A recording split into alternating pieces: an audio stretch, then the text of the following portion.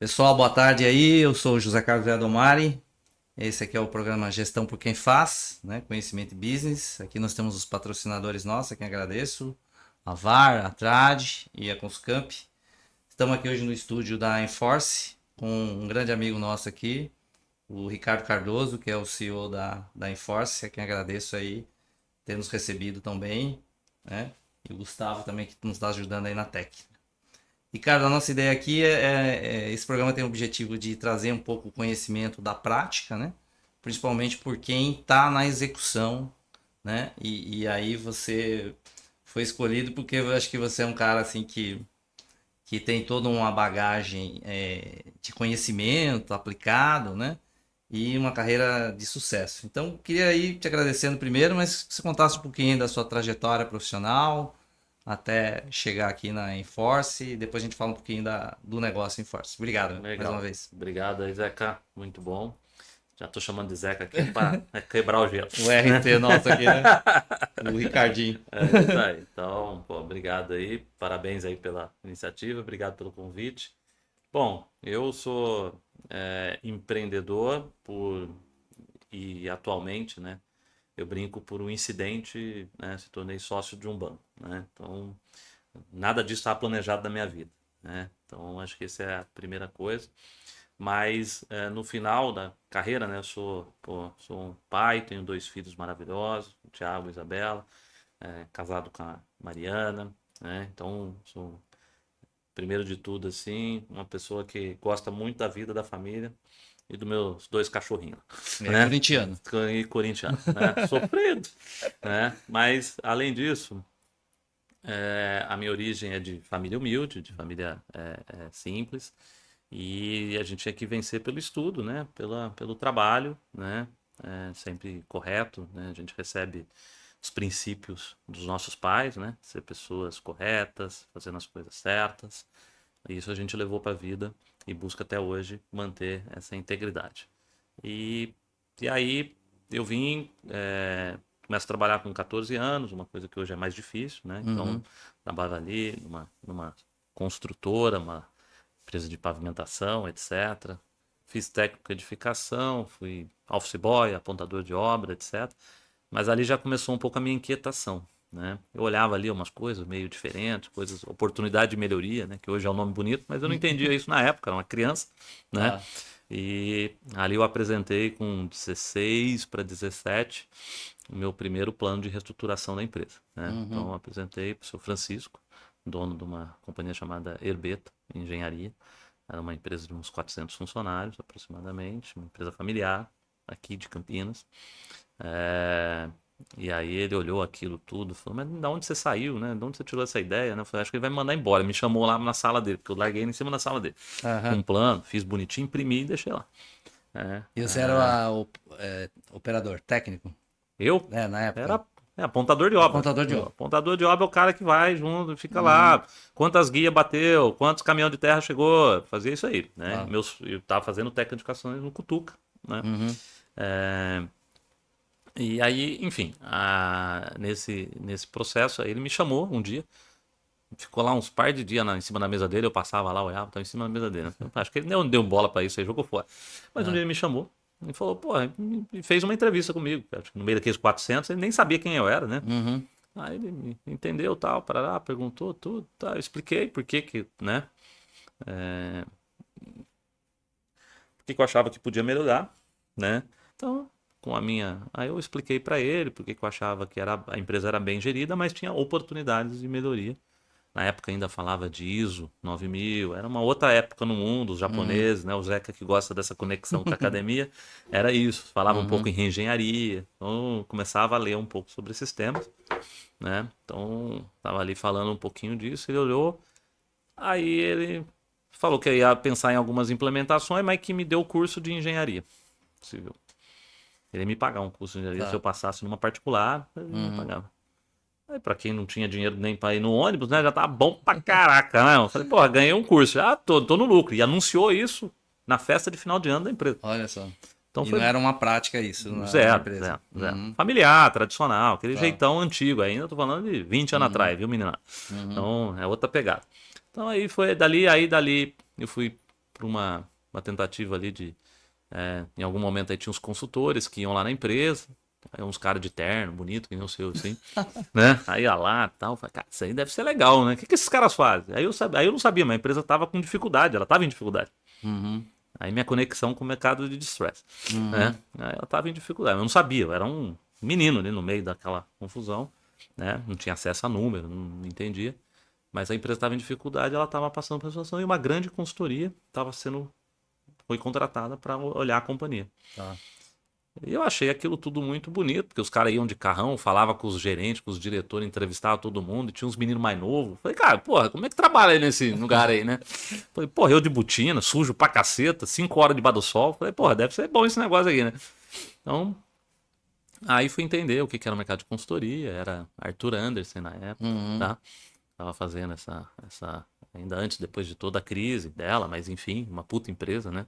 Cheia de profissionais brilhantes, Sem dúvida. né? Uhum. Então ali eu começo a conectar e fui pro mercado de consultoria. Aí fui trabalhar no mercado de consultoria, fui buscar uma oportunidade no mercado de consultoria, também não entendia nada, fui uma empresa local aqui, né? Que é a Consulcamp, uma empresa de professores, né? Foi muito legal. Primeiro eu tentei ir numa multinacional como trainee, obviamente primeiro ano né, de faculdade, não tem trainee, você já ouviu falar em trainee? Eu falei, não sei nem o que é esse traço aí. Ah, trainee, cara, tem que ser no último ano, né? Tem todo o negócio. Falei, ih, caraca, mas eu tô no primeiro, como é que vai ser pro último? Vai demorar muito, né? Pô, vou ter que esperar isso, eu preciso trabalhar, né? Porra, eu tava lá na obra, né? Tava melhorar. Então aí fui, faço uma jornada no mercado de consultoria, grande, nessa companhia, na Conscamp aqui que vocês estão. Uhum. Aprendi muito lá, minha casa que deu muito, muito, muito aprendizado, né? Fizemos várias coisas legais, de expansão, coisas bacanas, etc. E então ali é onde aprendo muito, né? Sobre o trabalho, sobre a ética, sobre como trabalhar, como formar equipes, como, né, lidar com esse mundo acadêmico. Aí Uhum. faço também, era monitor na faculdade, depois fui fazer mestrado, depois fiz o doutorado. Uhum. Aí, como era uma empresa de professores, era muito comum assim, todo mundo dava aula, né? Então, Tá. assim, aí fui dar aula também, né? Nesse período todo. Era bom ganhar um dinheirinho, então você ganhava sempre um dinheirinho a mais, então era Uhum. bom, né? Então foi muito divertido esse momento. E dei aula, enfim, orientei, né? Fiz até o mestrado com o Zé, que foi meu parceiro ali de escola, né? Você, o Otávio, a professora Maria Tereza, enfim, grandes pessoas ali e outros tantos que tiveram perto e nos ajudaram. Então, acho que a academia também foi muito importante para mim, para entender o mundo, Uhum. compreender como a gente pode lidar com tantas gerações, como lidar com conhecimento, de você aplicar. Mas sempre muito ligado à prática, né? Como você gosta Sim. de dizer, eu sempre fui muito ligado ao mundo empresarial mesmo, né? Uhum. Gostar, ver empresa, ver as coisas, sempre era um pouco do meu DNA ali. Uhum. Então, escrever artigo, fazer essas coisas, acho que não era muito não era minha perna muito boa, não. Não. Mas fazia, né? Nas horas Mas vagas fazia paper. sofrido! Não tinha esse dom todo, não. Né? Mas, enfim, e antes disso também dei um pouco aula de tipo de cursinho, essas coisas aí. Então, pô, foi bom pra chuchu, porque aprendi a falar em público, essas coisas foi bom. Uhum. Aprendi sempre esse negócio. E aí, depois fui empreender, né? Empreender de novo, né? Aí já junto com o Thaí Guimarães, né? Um grande sócio, depois ficamos juntos, já uma pessoa que eu já conhecia e tinha relação há mais de 20 anos, Uhum. né? Então o Otair é o grande parceirão também que teve junto, né? Nessa jornada toda. E, e lá a gente, antes de montar o que é a Enforce hoje, depois de outras peripécias, já empreendi, fiz investimento em algumas companhias, fiz um investimento em companhia de educação, que não deu muito certo, né? Fiz real estate, em alguns negócios de real estate, que Uhum. me deram algum retorno, né?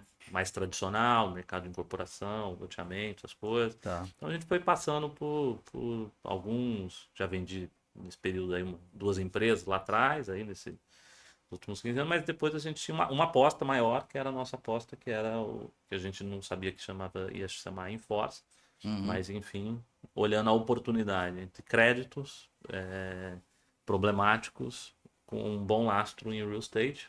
Uhum. Então, pegou um pouco do background do Otair de crédito, com o meu background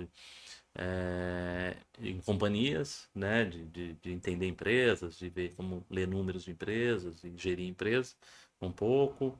A gente juntou um pouco disso, com um pouco do real estate, que ambos conheciam alguma coisa, e aí começamos a botar ali uma graninha para comprar e fazer club deals, que é um nome bonito que o mercado financeiro chama, mas na época a gente fazia, né?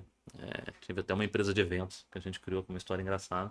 Ah, é? Depois eu te conto, né? Era os ricos achar que a gente tem dinheiro, porque eles aprendam isso, cara. Se alguém achar que você não tem dinheiro, não vai te dar dinheiro. Então é sempre importante você ter um pouco mais, parecer mais do que você é. Hoje não, agora, graças a Deus, a gente tem uma outra perspectiva, mas no comecinho é duro. E há 10, 15 anos atrás não tinha essa oportunidade de captação que tem hoje. Tá. Tanto em dinheiro, ou numa startup, de você levantar um dinheiro de VC, ou Uhum. qualquer. Há 15 anos é muito difícil você levantar dinheiro para equity ou para dívida. Qualquer coisa era muito difícil. O mercado não era muito desenvolvido no Brasil, nem no mundo. No Brasil mais ainda. Então, você querer levantar um cheque de 20 pratas ou 100 pratas, não, é um parto da montanha. Então você tinha que fazer esses caminhos alternativos e foi isso que a gente fez. Eu me lembro na época que você começou com o Altair com imóveis, propriedades, né? Móveis problemáticos. Problemáticos, né? Já era um pouco, tinha um pouco disso. Essa era um pouco da pegada de como a gente não tinha muito dinheiro e também essa tese no Brasil ainda não era muito bem testada. Então, o imóvel é um ativo. Se der tudo errado, você tem o ativo ali, né? Tá. Então, é como se o capital principal você está preservado. Você pode não ter um ganho, um upside muito grande, mas dificilmente você tem um downside muito grande. Então, acho que é um bom jeito de você começar nesse mercado. Foi a forma como a gente começou, entendeu? Então, e aí a gente percebeu a oportunidade de colocar tecnologia, fazer isso em escala. A gente fazia isso de forma mais rudimentar, vamos falar assim. Até porque tecnologia em 2014, 12, estou aí nessa cronologia, era tudo muito caro, tudo era desenvolvido ainda, estava começando a entrar, e aí foi a oportunidade que a gente viu de juntar isso que a gente fazia. A gente fez uns 20, 30 deals diferentes. A gente não tinha um fundo, mas tinha uma holdzinha que tinha lá o recurso. As pessoas podiam botar dinheiro junto com a gente no ativo, ele não era sócio na empresa, como se eu tivesse ali, vamos comprar um negócio ali de 5 milhões. Aí a gente botava 500 e os caras botavam 4.500, né? Então, se aquilo desse um retorno, a gente dividia aquele, aí fazia uma outra operação de 3 milhões, depois fazia uma outra, e a gente sempre tentava botar o que o mercado chama de skin the game, um pedaço do dinheiro, um pedaço pequeno, e a gente ficava com o upside. Não tinha uma figura de um fundo, não tinha isso, a estrutura ainda, mas tinha o track record, né? Então a gente estava fazendo o que o mercado chama de track record. Então a gente foi fazendo e aí a gente foi implementando um pouco mais de tecnologia até que a gente fez, enfim, né? Até chegar no BTG, né? Então aí teve algumas etapas até chegar no BTG Pactual. Mas até chegar no BTG já estava com crédito, então, comprando crédito. Já. A gente fazia crédito, fazia alguma coisa de reestruturação, mas o crédito sempre teve. O Otair vem de crédito. Então ele dava crédito. Ele já era Ele já tinha uma companhia de fomento, né? Então já tinha essa origem. Então a gente já fazia, já tinha um pouco de dinheiro lá. Então a gente já tinha um pouco desse raio ultra oportunístico. A gente já tinha um pouco dessa pegada, né? Então já sabia um pouquinho como é que lidava. E como é que se divide aí os negócios das verticais, né? Que vocês falam no site e tal? A companhia hoje, a gente é muito no profile, né? Então, a gente não fala muito, não trata muito, não dá entrevista. Obrigado, não, então. não muda o site, a gente é péssimo nesse sentido, né? Comunicação é limitada, né? Comunicação é limitada. Tem um motivo. Mas, enfim, a gente, né? Hoje, os negócios que a gente faz, né? Ela é créditos inadimplentes, né? Corporativos. Então, a gente tem aí perto de 80 bi a 100 bi de carteiras desses créditos inadimplentes. A gente faz o processo todo de higienização, precificação desses créditos. Quanto vale uma dívida inadimplente de 10 anos que está na justiça sem receber? Tá? Então, pode valer R$1, pode ser negativo. Pode ter uma sucumbência, porque teve um erro processual jurídico e você é penalizado na justiça.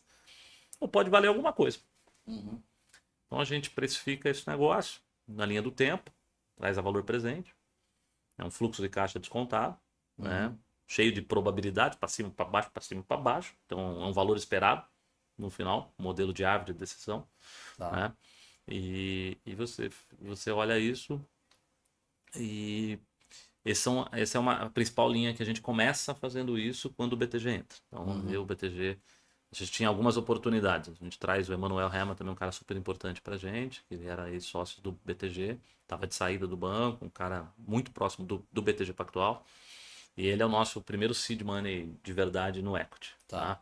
Então o Emanuel bota ali em 14, para quem uma grana para fazer o seed da gestora. Então a gente sai de 20 pessoas para 60, a gente já começa a ter o pitch de tecnologia, a gente já começa, tem a computação na nuvem, aí eu já começo a olhar, a gente já, desenvolvi em Java, aí já começa a colocar coisas em Python, a gente já começa depois em microserviços, então a gente já começa a pensar em fazer uma plataforma em escala. Né? Fazer assim, como é que eu faço isso aqui que eu tenho 20 operações? Como é que se eu tiver 1000? Será que o sistema aguenta? Será que eu preciso fazer para gerir, para isso não virar uma bagunça? Ou uma empresa de 1000 pessoas? Tá. Esse era um pouco do pitch. Aí estava começando esse pitch de startup mais para frente, né? 2017 e tal. Então a gente entra ali. E é isso que o BTG enxerga. Aí tinha a oportunidade depois do Emanuel de a gente fazer negócio com gringo, negócio com outros bancos. A gente falou, vamos fazer um negócio com um maluco mais maluco que nós, porque talvez vai dar certo. Né? Então o banco era agressivo, um banco amplo. E que tinha uma carteira legada. Tá. Então ele, além do CID, ele ia me dar um portfólio. Tá.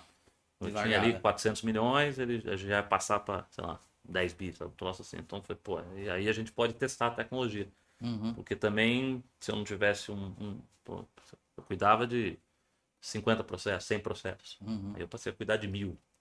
Então, é diferente de cuidar de 1000.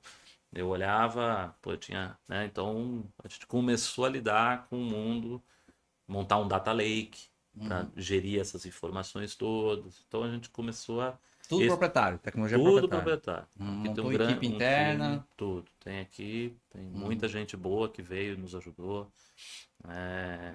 que acreditaram lá atrás. Muitos deles estão aqui, outros a gente, né, agradece até hoje, para não todo mundo que passou por aqui de uma forma ou de outra. Eu acho que essa é uma característica, talvez minha e do Otair, a gente sempre gostou muito de ver os nossos pessoas que passaram por a gente sem perceber, a gente sempre falou, né? Aproveita para aprender, se desenvolver num lugar que vai te formar na carreira, né?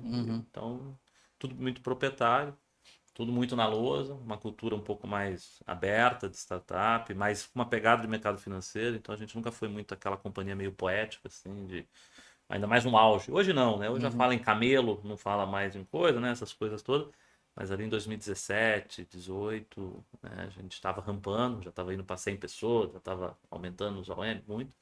Então você já vê que a gente sempre foi muito preocupado em ter uma cultura ágil, aberta, mas também resiliente, hands-on, que tem que dar dinheiro, né? Tem conta para pagar, não dá para fazer um negócio que, só queima a caixa, né? Então, assim, acho que era um pouco desse pegar o melhor dos dois mundos, né? Não ser tão raiz quanto o mercado financeiro era na época, nem ser tão, play vanilla, paz e amor, que era o que tava, aquela enxurrada de dinheiro que tava vindo para equity, etc. Então a gente tentou criar um híbrido. E você acha que o fato de ficar em Campinas, assim, ele ajuda um pouco nesse processo de... Eu acho que sim. Lá atrás foi até bem questionado na entrada do BTG. Por que a gente não transfere a companhia para São Paulo? Tô falando de 2016, 2017.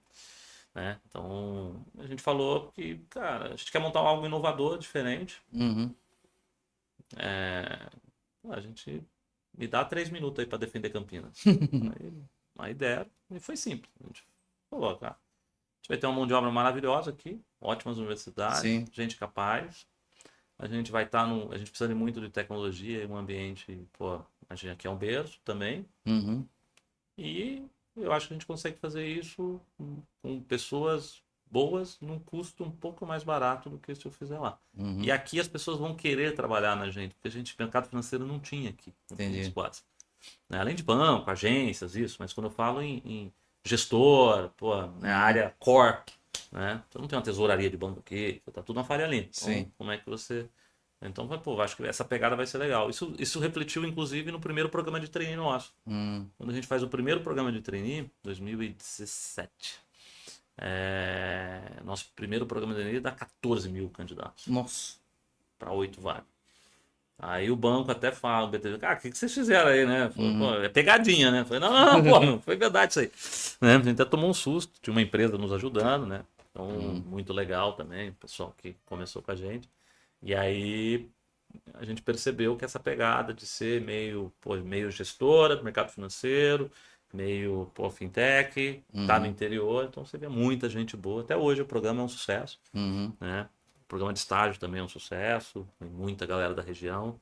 Estágio já é mais região, né? Porque o cara tem que estudar um pouco e tal. Tá. E o trainee, o cara se muda mesmo, né? Vem embora Vem pra pra cá, cá. né? Então vem a gente do Brasil, de Itajubá, vem gente de Minas, vem gente de Santa Catarina. Então, uma meninada muito boa que vem para viver essa. Hoje, alguns deles, tanto estagiários quanto pessoas, são líderes nossos aqui. Tá. Entendeu? Então, a gente tem muito. Hoje está com quantos funcionários? 280 280. pessoas. Mais escala. os estagiários. E aqui Mais de 300. tem uma parte de São Paulo, né? Ainda você falou. Pá, umas 80 pessoas em São Paulo. E já nos 280, mais 80. Não, Ah, no total. 200 aqui, Entendi. 80 lá. Entendi. E eu me lembro que você falou. Estamos contratando gente boa, hein? Então, pode vir. Ah, Sempre. eu recomendo. Com certeza. A cultura, né? A cultura que vocês estão criando, né? De startup, de fintech, né? E mercado financeiro, mas, né? Com essa pegada racional do negócio, né? Do business, eu acho que. E na época vocês já tinham essa cultura do ecossistema, né? De startups, enfim. Como é que Sim. ajudou isso na Foi tecnologia? o começo, assim, foi. Acho que tecnologia e gestão de tudo. Aham. Assim, a gente, como, né, já tinha uma escala, né? Então se acabava. A gente ajudou aqui, ou pelo menos de alguma forma teve junto e fez algumas. Sempre foi a cabeça de como é que a gente domina. Tinha muita coisa para desenvolver, né? Então eu tinha lá, precisava de uma Lawtech, né? Eu precisava. A gente é o maior litigante de crédito do Brasil, né? Provavelmente. Então, como é que eu domino um pouco os dados jurídicos, as informações jurídicas? Então a gente fez um investimento na Digesto, que era uma Lawtech na época, onde a gente fez em equity. A gente precisava ler muitos documentos e coisas na época. Puta, então precisava de alguém de inteligência artificial da época, com deep learning, etc. Então a gente fez algumas coisas aqui na Unicamp. Tá. Tínhamos lá informações públicas da internet, crawlear a internet dentro da lei da informação pública. Então, fizemos isso com uma outra companhia, uma outra startup. Então, às vezes em equity, às vezes dando um contrato. Às vezes eram 4, 5 garotos com um sonho e, cara, e não conseguia pagar as contas, né? Então, às vezes você vem e dá um contrato de 1 ano ou 2 anos, puta, eles conseguem contratar a gente, estabilizar a receita, até para depois eles escalar. Então, sempre. E aí, às vezes, a gente tinha uma opção de comprar um equity caso ele fizesse alguma rodada ou não. Mas sempre foi muito do ecossistema, de estar perto, de fazer eventos para as startups, fazer. Então, acho que foi participar dos fóruns, né? O Campinas Tech, participar de todos os fóruns possíveis. Então, sempre foi um pouco dessa. E manter essa cultura viva, né? Uma preocupação nossa grande da gente estar sempre. E a gente aprende muito com eles, né? E também não deixa de ser uma forma também de orientar. A gente fez um investimento na Resale, também é uma outra plataforma, fizemos em outros. Então, assim, aí fomos para algumas coisas mais core do nosso business, outras eram mais back, aí depois fizemos alguns investimentos em PropTechs, mais core, no sentido de escalar. Sempre a gente está olhando isso com os melhores olhos possíveis. Tá? Entendi. Tá bom? Quer dizer, então no final acaba essa coisa de crescimento por aquisição, praticamente você não compra concorrentes, etc, né? Não. Você vai Não tivemos até hoje esse. Pode ser que aconteça, né? Uma posição de master service, vamos chamar assim, dessas, né, verticais aí de crédito não inadimplente, real estate oportunístico, empresas em recuperação judicial, falência, etc. É o nosso, né, grande mainstream. Isso é importante, às vezes o pessoal fala, mas para que serve esse mercado? Tá, Zé? Às vezes é uma pergunta também legal. Você na economia, a economia vive do crédito. A meninada brinca que tem muito propósito, né? Essas coisas de propósito, o pessoal pergunta, pô, por que é o propósito, né? Então, às vezes, a economia vive do crédito. Tudo dá crédito. Quando você está trabalhando, você dá crédito pro seu patrão, porque você recebe só dia 5. Você trabalha para depois receber, então você deu crédito. Uhum. Né? Você compra um carro, tem alguma coisa, tem crédito. Você compra uma roupa no cartão, crédito. E uma empresa pega crédito, senão a economia não gira. Então, esse é o crédito. Então, a base da economia é o crédito. Uhum. E todo crédito vai ter um default. Uhum. 3, 4% daquele crédito todo, que é mais do que o PIB, muitas vezes, ele vai virar um default. E a gente cuida desse default.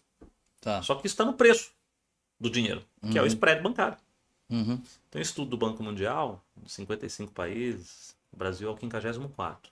Nós somos lá embaixo. Em recuperação de crédito. Em recuperação. Uhum. E aí isso define duas coisas, né? O que explica o spread bancário, né? Uhum. Os estudos lá do Banco Mundial. Então, concentração bancária. Uhum. Então, você tem mais concorrência ou menos concorrência, tem mais spread ou menos spread. Né? Então, o mercado americano, o mercado mais maduro, o mercado europeu, você tem outras questões. O mercado brasileiro passou lá para o PROE, concentração bancária, N coisa, um sistema forte, mas mais concentrado. Sim. Hoje em dia está tendo uma desbancarização, tem o mercado de capitais muito forte, você tem, né, o digital facilitando a entrada de incumbentes, de outros players. Então, você tem uma série de coisas. E concorrência, que eu acho que está disruptando no tempo. Uhum. E você tem essa recuperação do crédito. Porque está no preço. Quando alguém faz o preço do dinheiro, ele olha e fala, se eu vou emprestar 10 e vai voltar, é para voltar 15 e volta 14, eu vou cobrar esse 1 no preço de quem vai pagar. Uhum. Então, o propósito é esse. Então, se você melhora a eficiência do sistema, o custo do crédito reduz. Tá. Entendi. Então, esse é o grande propósito, é você melhorar a eficiência nessa ponta. Concentração bancária não é uma pauta que eu consigo resolver, Sim. mas a ponta do framework de recuperação é uma pauta que a gente ataca. Tanto é verdade que no mundo, o Banco Mundial investe em companhias como a nossa. Uhum. Com esse pitch. Tá. E já investiu numa companhia do BTG, lá atrás. Tá. Não? O BTG tinha uma companhia como a nossa, mas de varejo, né? Então, que era Recover, que foi vendido para o Itaú. Então, assim, esse era, e o sócio era o Banco Mundial. Eu também vejo um aspecto Às vezes interessante. é interessante, né? Ver esse lado, né? Social, econômico, Exato, assim, de exato. que, pô, tem um propósito, tem uma importância disso e você traz eficiência para a economia, né? Esse é um pouco. Não, e também pensa assim, Ricardo, que o inadimplente, ele quer ficar adimplente, né? Quer dizer, em geral, né? Pessoa que tem um nome, ou ninguém gosta de ficar com Com certeza. um nome sujo Com ali certeza. e tal, numa lista ruim, né? E se vocês ajudam a esse, vamos dizer assim, esse problema ser resolvido, né? Também tem esse lado do lado do devedor, né? Cara, se eu ver aqui a gente chama todo mundo de cliente. Uhum. Mas se você for. Isso foi uma cultura até do Otair, do Odil, que é nosso head de coisa, então assim, a gente sempre fala muito disso. E no final do ano a gente faz workshop e vê, às vezes o pessoal solta áudios. Hoje com o WhatsApp é uma beleza, né? Você faz, às vezes você tem uma discussão aqui de 4 anos, uma negociação que demora 8 meses para você fazer um acordo de 10 milhões. Que é uma dívida que o cara tem há 20 anos. Uhum. E às vezes esse problema foi uma briga de família, aí a empresa quebrou, cada um foi para um lado e largaram lá a empresa. E a justiça vai acontecendo. Mas a vida das pessoas tem que continuar, né? Sim. Ganhar dinheiro, as pessoas precisam comer, as pessoas precisam fazer. Só que o nome fica sujo. Uhum. E aí, em algum momento, isso precisa ser resolvido na Sim. vida daquela família. Sim. Então a gente vê que, puta, depois quando você junta, faz tudo isso, você vê que às vezes resolve um problema estrutural. Tem um outro lado, Zeca, muito importante, que é o lado de você, da concorrência desleal também. O Brasil ele tem uma cultura, não é um país anglo-saxônico, você que gosta de, né, dessas coisas, não é isso? Né? Que é um code law, né? Um common law, aquelas histórias todas. Então você tem isso, pô, o Brasil ele é um país que, cara, você não... Nos Estados Unidos, um pouco na Inglaterra, cada um tem as suas características, mas não vou me alongar aqui. Se teve um default, teve um problema, você resolve isso rapidamente. Uhum. Ou você liquida a companhia, ou você levanta a companhia. Tá. O Brasil fica anos sangrando por causa da justiça, law, vários questionamentos, nosso Código de Processo Civil, nossa lei de liquidação, tem uma série de explicações para isso. E tem nossa cultura do coitadinho, nossa cultura do tadinho. O anglo-saxônico já é assim, cara, se ele não deu certo e a economia é perfeita, o que vai acontecer? Vai fechar essa, algum outro vai abrir uma nova. Se o mercado for bom, se tiver comprador, ótimo. Se não, aquilo já não é mais para economia. Alguém vai inventar outra coisa. Não é isso? Se você vende a máquina de escrever e aquilo acabou, acabou. Vai fazer o quê? Certo? Então é um racional diferente. Aqui não, aqui você arrasta. E a hora que você arrasta, você causa uma concorrência desleal. Então, o que é a primeira forma de financiar de uma companhia? Imposto. Imposto. Não pagar, né? Aí como é que você concorre? Eu sou um vendedor de sapato. Você é um vendedor de sapato em dificuldade. Eu pago meus impostos, você não paga. O que acontece? Baixa o preço e queima a margem, né? E às vezes destrói a concorrência. Destrói todo mundo. Destrói todo mundo. Entendeu? Um abraço de afogados. Então você vê isso, aconteceu com o setor de usinas. Muito isso. Né? Então você vê, não é só a China veio e aí acabou com Franca, sapato, dificuldade. Não é só isso. Você também tem esses elementos que são fortes. Então é legal você entender isso do ponto de vista. Então quando você recicla mais rápido, a própria companhia, ou traz ela de volta, dando dinheiro novo, oferecendo, e a gente consegue fazer new money para essas empresas, a gente dá dinheiro novo, a gente reestrutura a companhia, a gente ajuda às vezes as empresas a fazer até transação tributária para poder, porque precisa dar uma entrada. Às vezes o cara tem patrimônio, um monte de dívida e não tem liquidez. Só que o fisco quer receber um pedacinho. Não, bem, tem que ter entrada. Tem que ter uma entrada, exato. Aí vai, mas como é que faz? Aí fica o ovo a galinha. Eu preciso vender o imóvel, mas para vender o imóvel tá cheio de ônus, não dá para vender o imóvel porque tá cheio de dívida. Fica o ovo a galinha. Às vezes a gente cria, a gente dá liquidez para que o ovo a galinha funcione. Esse é um exemplo prático, simples, do que a gente tenta fazer isso. A diferença é que a gente tenta fazer isso em escala. A Enforce e o BTG, como sócio, hoje o BTG é dono de 100% da companhia, né? A gente são sócios do banco atualmente, a gente foi vendendo essas ações no tempo. A cabeça é muito essa, tem que fazer isso tudo, mas tem que fazer isso em escala, porque o banco é muito grande, não adianta fazer isso para 10 casos. Varejinho. Não é nem varejo, vou fazer isso em pequena escala. Eu tenho aqui, se eu juntar 10 pessoas inteligentes, eu vou fazer o que eu faço.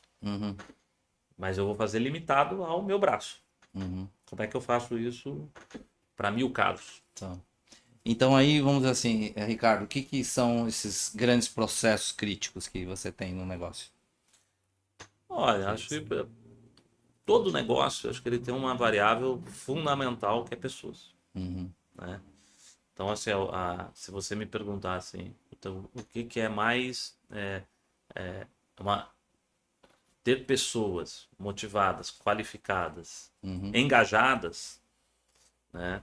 É um desafio porque é um setor também que você tem uma questão, um advogado, você fala, não, bota um advogado aqui, bota um agrônomo, a gente tem agrônomos, a gente tem arquitetos, a gente tem topógrafos, a gente tem especialistas em direito ambiental, a gente tem caras que fazem conta, engenheiros, fazem conta de tudo, contas financeiras, contas não financeiras, a gente tem cientistas de dados, a gente tem esse conglomerado de pessoas que são core da companhia.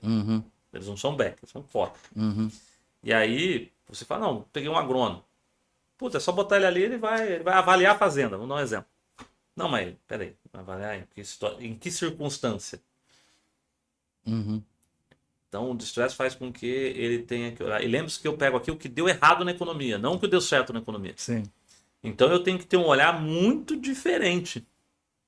Porque se deu errado, alguma coisa tem. A gente tem até um sinônimo aqui. Se está muito fácil o negócio, aí alguma coisa tá estranho. Está muito fácil esse deal aqui, porque alguma coisa está estranha. Né? Então, o processo crítico é formar e engajar pessoas. Acho que esse é o maior elemento crítico que a gente tem que ter uma boa marca empregadora, tem que ter uma cultura. É uma luta muito grande, é um encontro de gerações. Né? A minha geração, a tua geração, com a geração Z, com a geração que vem. né? Então não é o que a gente tem que fazer. Então tem muito trabalho de pessoas, tem muito trabalho de cultura, de reeducar. É um desafio constante. A gente erra e acerta em muitos momentos. Tem períodos que a gente está melhor nessa pauta, tem períodos que a gente não está tão bem, tem períodos que a gente cresce muito rápido, a gente cresce 2 dígitos há 8 anos.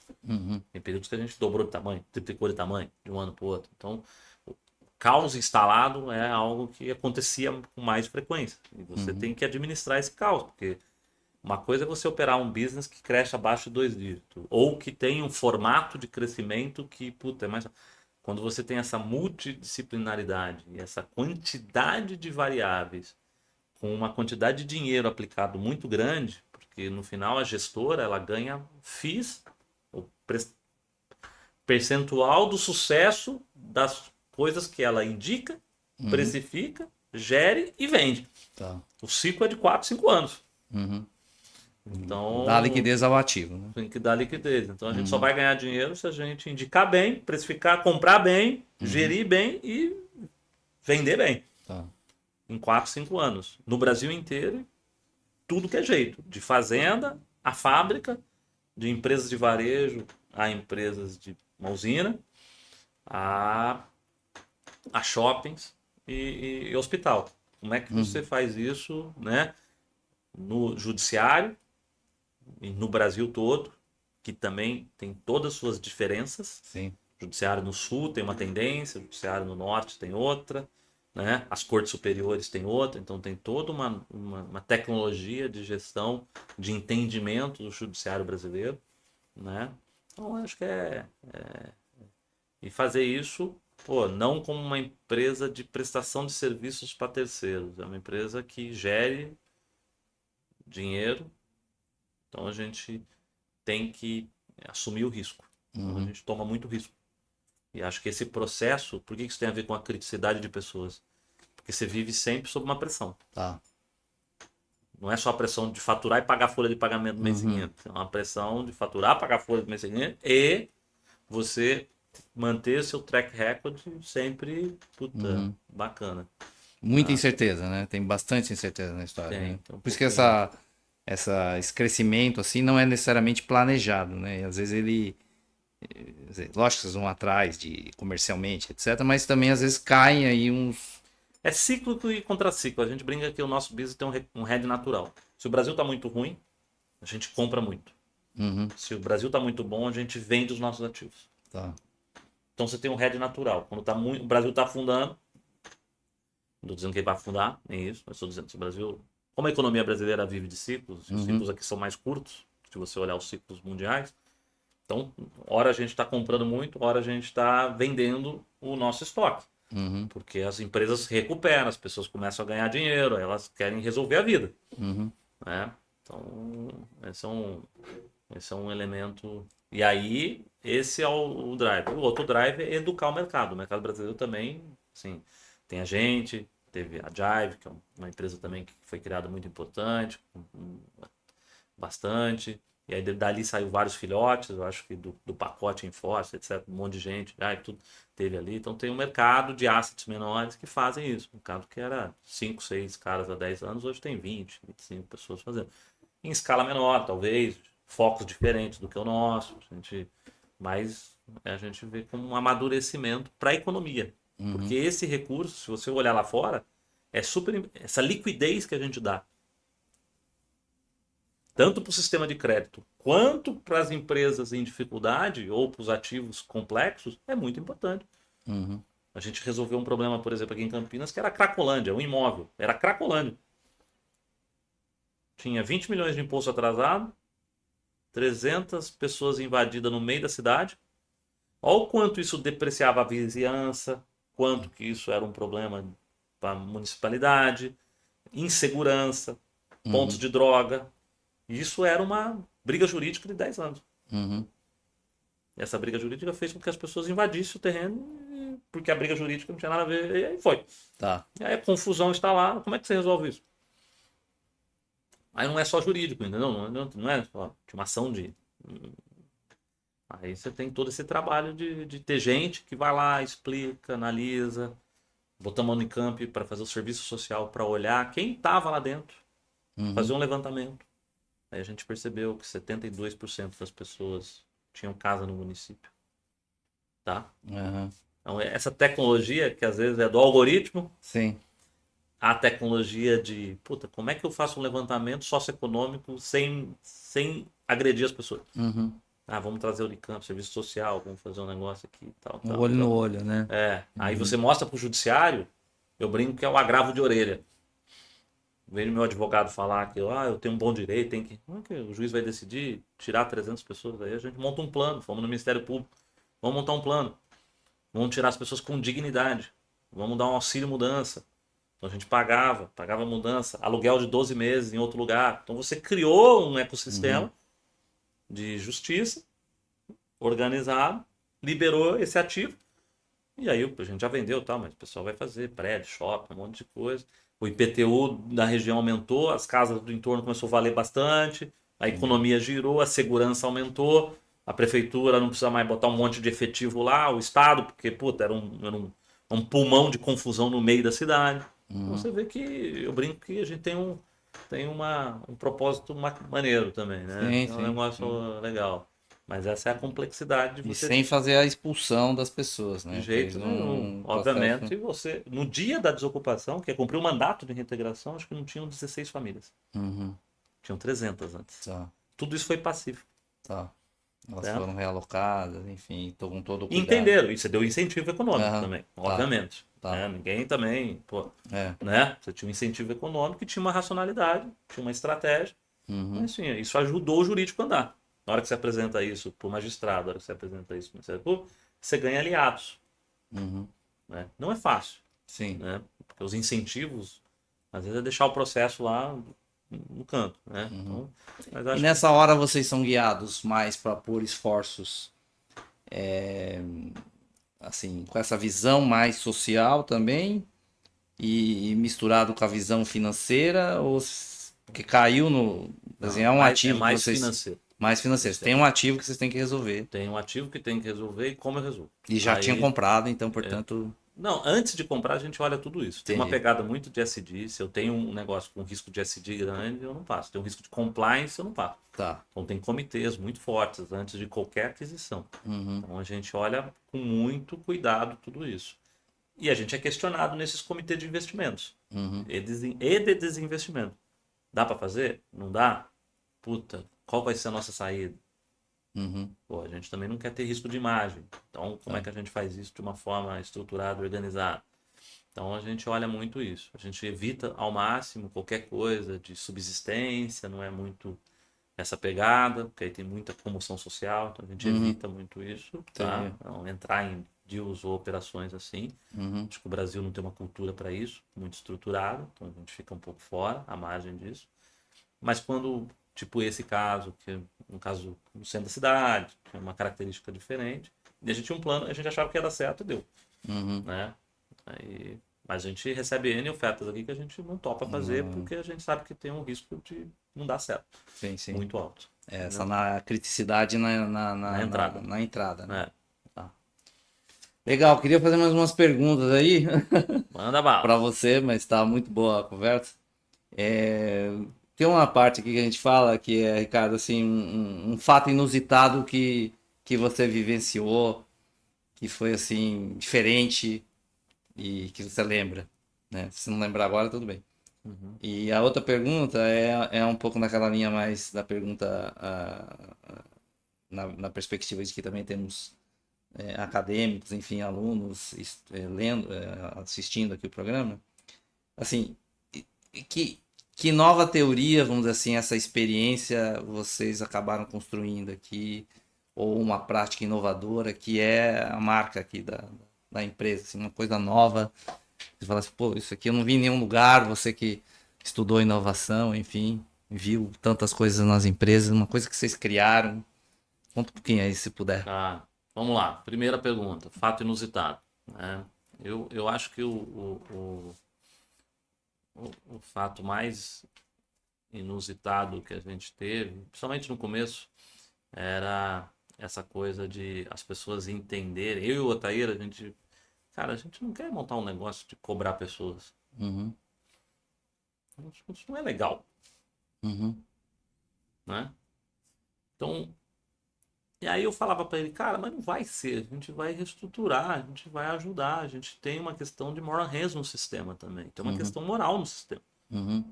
Se o sistema brasileiro for muito complacente, isso aumenta. E Uhum. aí é igual você morar num prédio, tem 10 moradores, 7 pagam condomínio e 3 não pagam. Se daqui a pouco 4 não paga, 5 não paga, ninguém paga. Uhum. Então você tem que ter alguma. Cara, além disso, você tem essa pegada de ressurreição. Mas será que a gente vai conseguir ser visto como alguém justo? Uhum. Duro, mas justo. Uhum.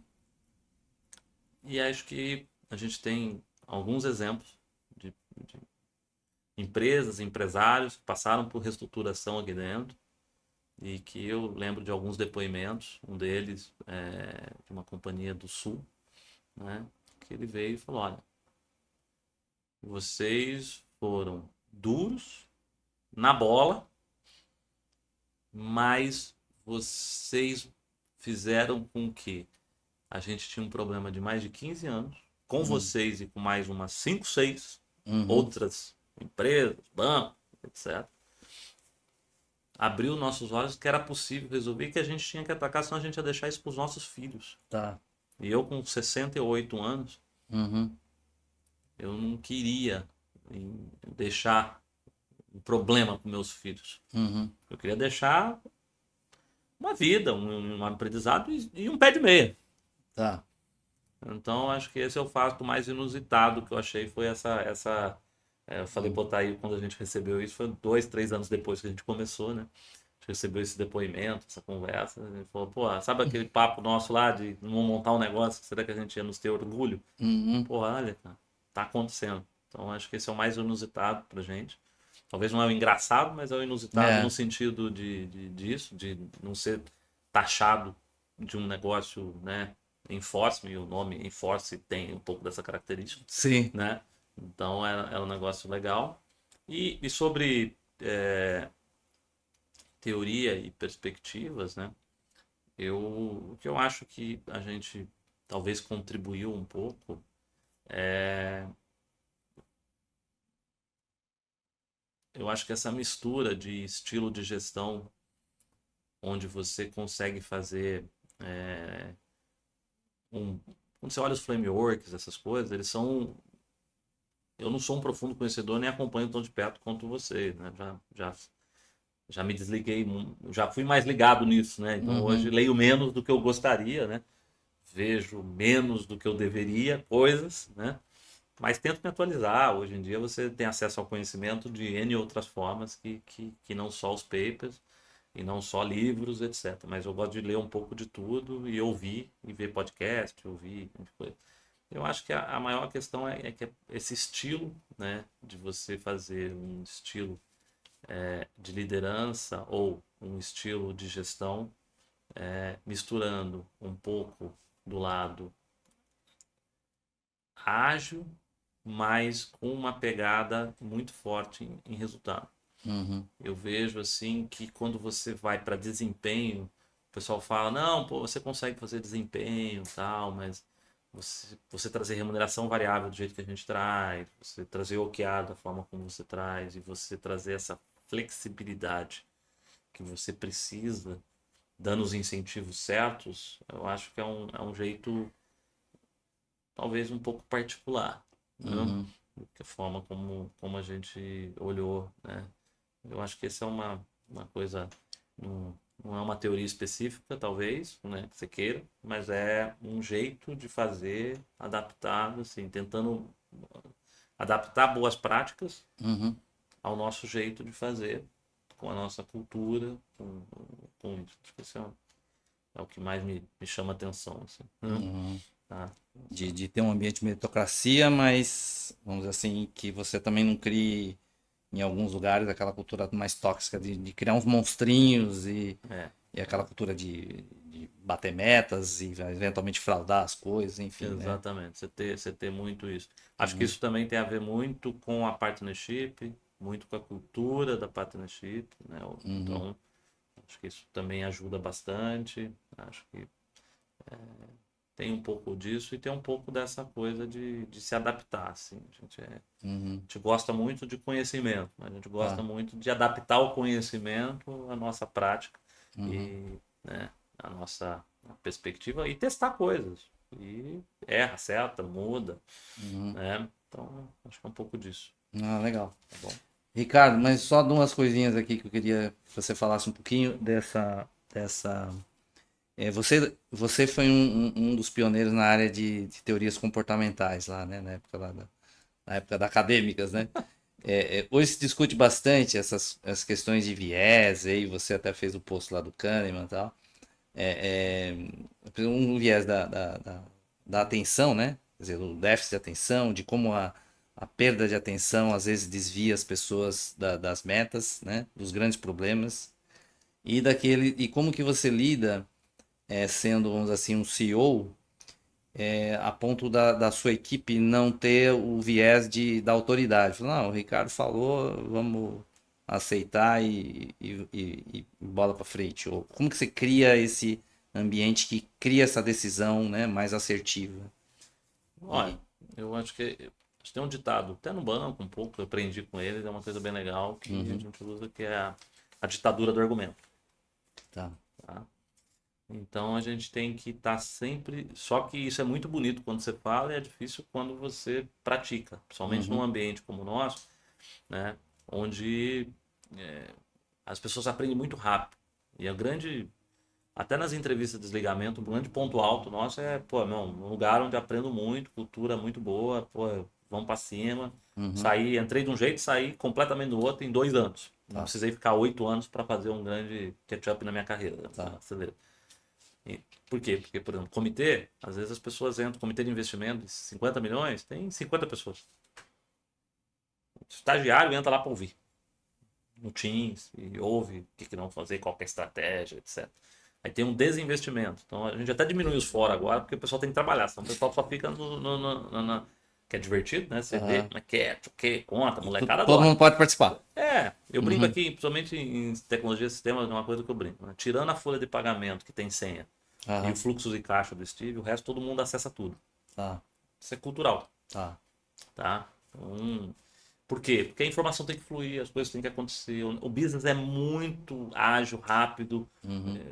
As pessoas podem estar ali tomando uma decisão jurídica, posso perder 10 milhões de reais no fundo, porque ele decidiu não recorrer de um recurso. Aqui não é o advogado, é um business. Como é que eu boto advogado com um cara que ganha dinheiro, do lado pensando? Porque às vezes o advogado quer recorrer de tudo. Eu falo, mas tá recorrendo, já aumentou o duration, aumentou mais 2 anos. Pra que tá recorrendo essa merda? Desculpa o francês. Né? Saiu. Então, assim, pô, então você tem que estar ensinando, porque as escolas de direito estão mais. No Brasil não tem essa cabeça. Então, pô, é quase um shiftar a meninada aí para eles pensarem como economia. Então, quando eu falo de isso é um elemento, o outro elemento é esse no comitê. E aí faz com que você tenha sempre que abrir esse espaço, né? Ontem eu estava no Rio de Janeiro e a Thalita, que está ajudando a gente na operação lá que a gente comprou, dos imóveis lá do Parque Olímpico, etc., do Vila dos Hotéis, ela falou que ela cometeu uma insubordinação. Semana passada a gente tinha uma reunião de catch-up do projeto grande. Então, e aí a gente decidiu, e eu falei, não, a gente não vai fazer o escritório em tal lugar, vou fazer então. E aí ontem ela falou para mim, ó, cometimento de insubordinação, já mandei orçar o escritório aqui porque eu acho que vai ficar mais barato do que você falou e a gente precisa economizar e eu acho que você tá errado. Isso é bom. Tá. Então assim, acho que essa de vez Essa em cultura que permite isso, tem né? que não é fácil. Tem gente que é mais introspectiva, não consegue colocar para fora, então você tem que estimular isso. E tem gente que é um pouco mais do perfil de, pô, cara, você falou não, mas deixa eu te falar. E às vezes ele perde ali no embate, e às vezes até. Mas é bom. Eu acho que a gente, na média, a gente mais acerta do que erra nesse quesito. Dá para melhorar ainda. Entendi. Acho que a gente pode ser mais ouvido e menos boca. Uhum. Mas a gente ainda tem uma cultura, essa cultura aberta de todos ouvirem, de todos estarem na linha. Uhum. Pô, a gente teve Summer Job ano passado aqui.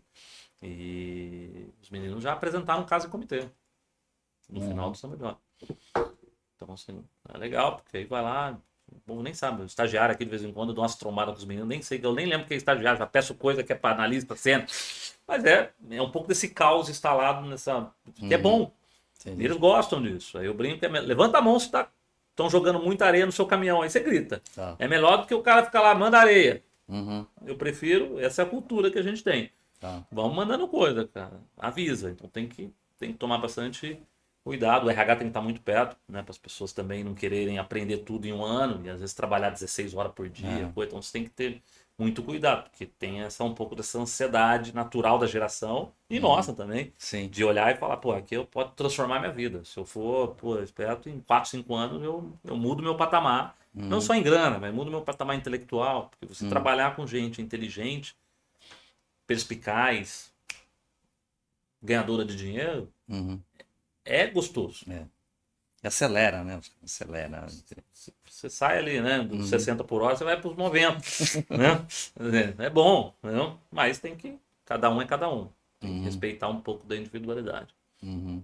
Então é isso. Legal. Só a última para encerrar aqui. Você estava falando da grande tese aí do que vem pela frente aí dos créditos, da dívida ativa, né? É isso. Que você. Acho que houve uma aprovação do governo federal sobre o tema, né? Do governo federal, da Câmara de Isso. Deputados, era um projeto de 2017 do senador José Serra. Foi aprovado isso, que é a lei da securitização, né? Onde os entes públicos, União, Estados e municípios, podem securitizar o fluxo das suas dívidas Tá. vencidas. E aí a gente está pensando em modelos, né? Uhum. Isso acontece lá fora, Tá. onde ele pode ceder esse fluxo, antecipa um dinheiro, isso foi aprovado, por isso uma lei complementar, então isso não fere a lei de responsabilidade fiscal, a lei 101.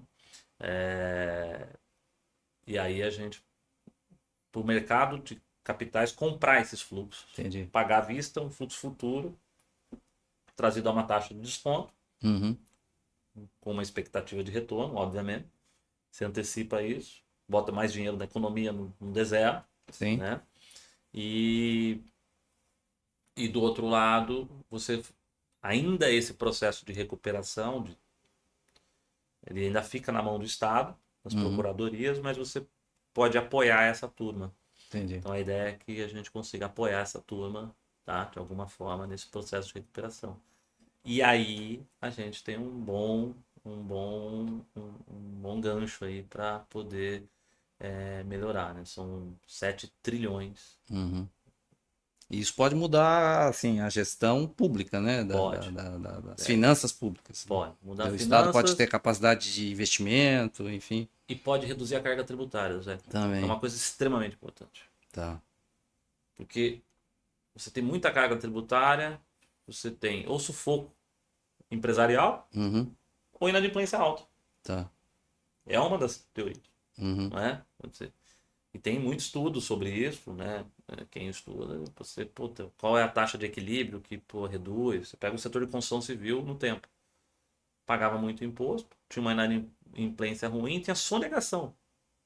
Uhum. Quando se reduz e simplifica o modelo, você aumenta a arrecadação, simplifica o processo e aumenta. Uhum. Então, assim, eu acho que pode ter um efeito no tempo, óbvio, Tá. né? Que quando você fizer isso mais rápido, a inadimplência reduz muito. Automaticamente tem mais dinheiro nos cofres dos estados, a sociedade deveria fazer uma pressão dizendo, então Uhum. Gasta melhor. cobra menos. Uhum. Porque, poxa, lembra do condomínio? 10 pessoas, 3 não pagam. Uhum. Se a gente fizer um modelo que 10 pessoas, um só não paga, ou você vai melhorar a piscina, vai aumentar, pô, vai colocar 2 porteiros, ou você vai reduzir o condomínio. Em algum momento você vai reduzir o condomínio. Uhum. Certo? Eu acho que isso no estado é importante. Então, Uhum. você pega mercados maduros, a inadimplência é baixa e o imposto é mais baixo. Uhum. Acho que Perfeito. aqui eu acho que o impacto social, se isso for bem feito, bem pensado, tem muita coisa ainda. Esse projeto ainda É, vai é. ter muita coisa. órgãos de controle, Tribunal de Contas, o pessoal tem que fazer as coisas certas, tentar pensar. A gente está bem preocupado com esse tema institucionalmente, para que eles Entendi. sejam. Senão vai ser uma corrida do ouro e Uhum. podem fazer modelos não bacanas, e aí um Tribunal de Contas tranca tudo, e aí fala, então não vai ter mais nada no Brasil, e fica aí aquelas discussões eternas na justiça e um projeto legal. Então a nossa preocupação é muito mais com o modelo, Uhum. implementação de um bom modelo sustentável, que aumente a arrecadação, que melhore as finanças públicas, mas também aumente a máquina, quase uma parceria público-privada, Tá. onde o privado, além de botar o dinheiro, ele dá um aparato de melhoria da eficiência da cobrança tributária. Uhum. Um Tá. data lake, algoritmos, analytics, Uhum. gente, e você melhora a eficiência da máquina, para que Uhum. no tempo você reduza a carga. Tá. Então esse é um pouco Do da... passivo, do lado passivo e do lado ativo, né? esse é um pouco. Não é só, vou fazer, ganhei dinheiro, pronto. Mas eu acho que Uhum. tem muito essa cabeça da parceria público-privada, que não é bem uma parceria, mas o conceito é, Uhum. além dele antecipar, botar dinheiro no bolso, ele também recebe um aporte de tecnologia Tá. para melhorar aquele processo Ah, que é tá. ruim, Tá. né? Não é eficiente. Uhum. E se for mais eficiente, melhor para a sociedade, melhor para o ente, arrecada mais, e no tempo você vai ou encher o cofre público de dinheiro, ou no tempo alguém vai começar a reduzir a carga tributária. Entendi. Porque não precisa de tanto dinheiro. Ou a Tá certo. sociedade vai pressionar. Tá certo. Né? Não sei se os políticos vão, mas a sociedade deveria pressionar. Sim. Né? Acho que é isso. E você melhora a concorrência. Uhum. Porque se todo mundo pagar, a concorrência é mais perfeita na Sim, economia. sim. Falando Uhum. que é aquilo que a gente falou antes. Tá certo. Então é isso. Hoje a preocupação não é nem fazer né? É como esse projeto não destrambelhar. Uhum. Tá Mais bom? institucional do Mais que institucional do o que negócio em fazer um si. negócio em si. Talvez Legal. depois vai virar um grande negócio. A gente Tá tem certo. muita fé que sim. Mas hoje a preocupação. A gente é deal maker um pouco, então é importante algumas Uhum. coisas quando são muito novas, você cuidar para que elas não saiam do trilho. Entendi. Entendi. Né? Beleza? Legal. Uma última palavra sua? Fica à vontade. Bom, obrigado, prazer por estar aqui, né? Desculpa aí pelos nossos, né, contratempos. E, gente, curta, aproveita. Eu acho que estudar, interagir e conhecimento nunca é demais, né? E essa curiosidade pela prática, eu acho que quando você olha, né, o ambiente de negócio, e a academia está mais perto da prática, e a prática está mais perto da academia, sem preconceitos. Eu acho que o Zeca é um grande entusiasta disso desde sempre, né? Então, acho que portas abertas para que isso sempre aconteça. E foi um prazerzaço aí falar um pouquinho para vocês aí. Valeu? Legal. Obrigado. Obrigado, Abraço, turma. Ricardo, pela oportunidade, pelo seu tempo aí. Muito enriquecedor, né? Nem desnecessário falar isso. Agradeço aí a que está nos assistindo. Aqui tem aí as nossas redes. Quem puder aí se inscrever para acompanhar. Agradeço aqui os nossos patrocinadores. Até uma próxima. Muito obrigado, gente. Obrigado aí ao Gustavo também, que estou na técnica hoje.